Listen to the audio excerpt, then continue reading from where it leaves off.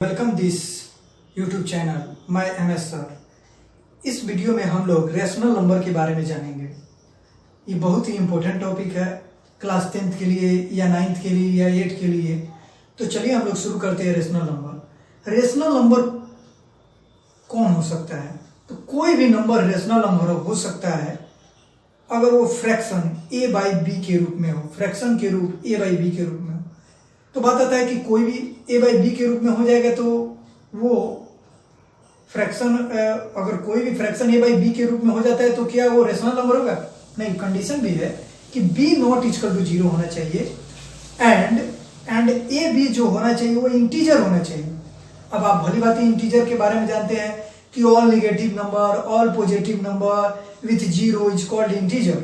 यानी इंटीजर में आपको क्या क्या शामिल हो जाता है? -1, -2, -3, 0, 4, 5, 6। ये नेगेटिव नंबर यहाँ तक आपको दिख रहा है, या पॉजिटिव नंबर दिख रहा है। 0 नाइदर नेगेटिव नॉर पॉजिटिव होता है, ये आपको मालूम है भली भांति। तो इसका मतलब अगर मैं इसे फ्रैक्शन के रूप में लिख रहा हूँ, -1 को 1/1 लिख सकते हैं, यानी a/b के रूप में आ गया कि नहीं? या कहीं कहीं इस a/b को p/q भी लोग बोलता है। तो देखिए a/b के रूप में हम इसको लिख दिया, और a और b दोनों इंटीजर है। ये माइनस हो या प्लस हो कोई दिक्कत नहीं है, नेगेटिव या पॉजिटिव हो उससे कोई मतलब नहीं। क्या फ्रैक्शन a/b के रूप में हो रहा है? और एक कंडीशन है कि b नॉट इक्वल टू 0 होना चाहिए। यानी अगर -1/0 हो जाए तो ये कभी भी रेशनल नंबर नहीं होगा, क्योंकि ये b नॉट इक्वल टू 0 होता है, b 0 के बराबर नहीं होना चाहिए।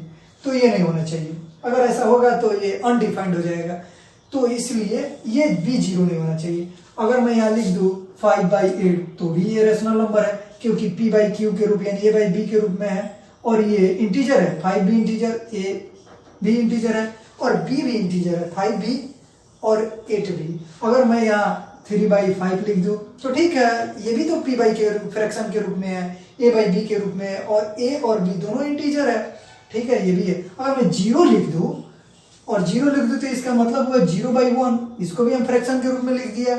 और देखें कि 0 और 1, a और b अगर इसको मानते हैं तो a और b, 0 और 1 भी क्या है? इंटीजर है, क्योंकि इंटीजर में तो 0 शामिल होता है, ठीक है। लेकिन अगर हम 22/7 लिखते हैं, क्या ये रेशनल नंबर है? तो हाँ है, क्योंकि हम देख रहे हैं 22 और 7 ये भी तो आपको क्या है? इंटीजर है। तो इसीलिए इसमें कंफ्यूज नहीं होना चाहिए, क्योंकि ये पाई का मान होता है 22/7। लेकिन अगर पाई लिख दूं तो ये रेशनल नहीं होगा, याद रखिएगा। इसलिए ये बहुत ही इंपॉर्टेंट क्वेश्चन बनता है कि क्या पाई रेशनल नंबर है? नॉट। लेकिन 22/7 उसका वैल्यू जो है 22/7 रेशनल नंबर है। तो यहाँ से बहुत हिटेड क्वेश्चन आता है। तो हम लोग केवल रेशनल नंबर को भी देख रहे हैं। अगर मैं यहाँ लिख दूँ √4, तो 4 का एक परफेक्ट स्क्वायर है, क्योंकि √2 × 2 यानी 2 निकल जाएगा, तो इसका मतलब ये भी 2/1, और हम जानते हैं कि ये इंटीजर है, तो इसलिए √4 भी क्या है? आपको रेशनल है। अगर कोई रूट में रहता है और परफेक्ट स्क्वायर उससे बाहर निकल जाए तो वो रेशनल नंबर होगा। तो इस तरह से हम लोग रेशनल नंबर के बारे में जाने। अगर मान लीजिए मैं लिखा 3.4, क्या ये रेशनल नंबर है? हाँ है, क्योंकि इसको मैं पॉइंट उड़ाया और ये 1 आया और 0, तो ये भी तो 34 और 10 जो है इंटीजर होता है, तो ये भी फ्रैक्शन के रूप में है, a/b के रूप में, और ये इंटीजर हो रहा है, तो ये भी आपका रेशनल नंबर है। अगर मैं 3.48 और दोनों पर रेकडिंग दे दूं, या एक ही पर रेकडिंग रहे, अगर मैं पूछूं कि क्या ये रेशनल नंबर है, तो ये भी है, क्योंकि ये भी हम p/q के रूप में लिख सकते हैं। इसको ये होगा और इसका 9 हो गया, ये 0 हो गया, इधर ये घट जाएगा 34। अब इसको घटाने के बाद जो आएगा 413/90, ये जो है आपका जो है ये आपका हो गया p/q।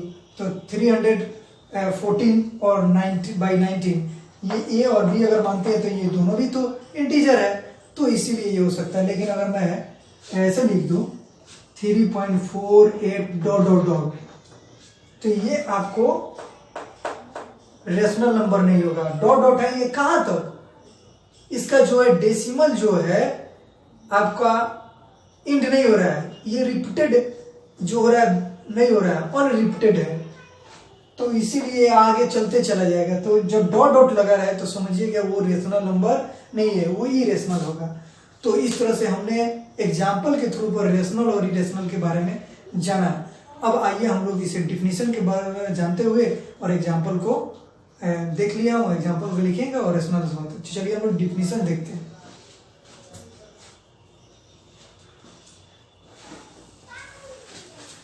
तो रेशनल नंबर का डिफिनीशन होगा any number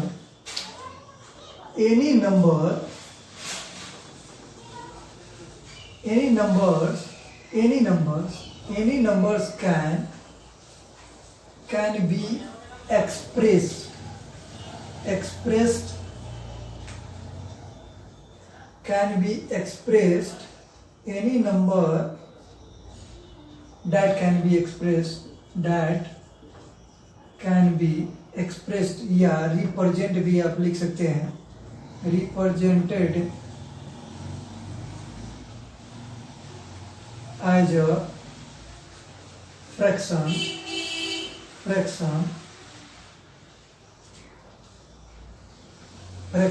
a by b, या कहीं कहीं ये p by q के रूप में भी दिखता है, where a and b both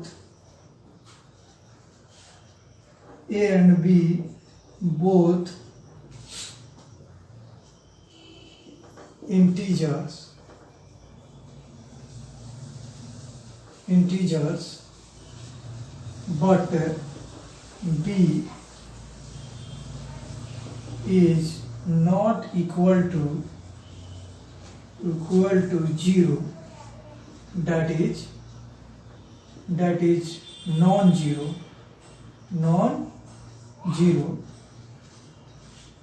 जैसे संकेतिक में आप लिख सकते हैं b नॉट इक्वल टू 0।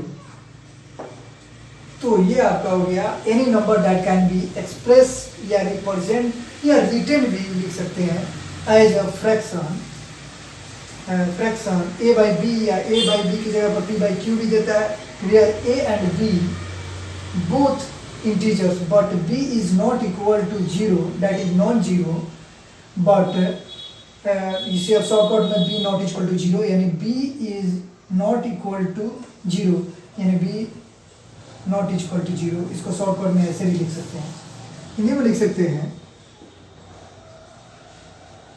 वैसी संख्या जिसे भिन्न a by b या p by q यानी अंश बाई हार यानी नोमिनेटर बाई डिनोमिनेटर के रूप में लिख सकते हैं या दर्शा सकते हैं, लिख सकते हैं, जहां a और b कोई पूर्णांक संख्या हो लेकिन b नॉट इक्वल टू 0 हो। जैसे एग्जाम्पल हम देख सकते हैं, एग्जाम्पल हो जाएगा 3/4 -2 -3/5 0 1 1/2 22/7 3.48 0.23 पर एक रेकरिंग। ये आपका हो गया √4 √9 √25/6 16, क्योंकि दोनों परफेक्ट नंबर, 25 का 5 निकल जाएगा, 16 का 4 निकल जाएगा, ... etc। ठीक है, तो यहाँ हमने रेशनल नंबर को देखा। नेक्स्ट वीडियो में हम लोग इरेशनल नंबर को देखेंगे। Thank you.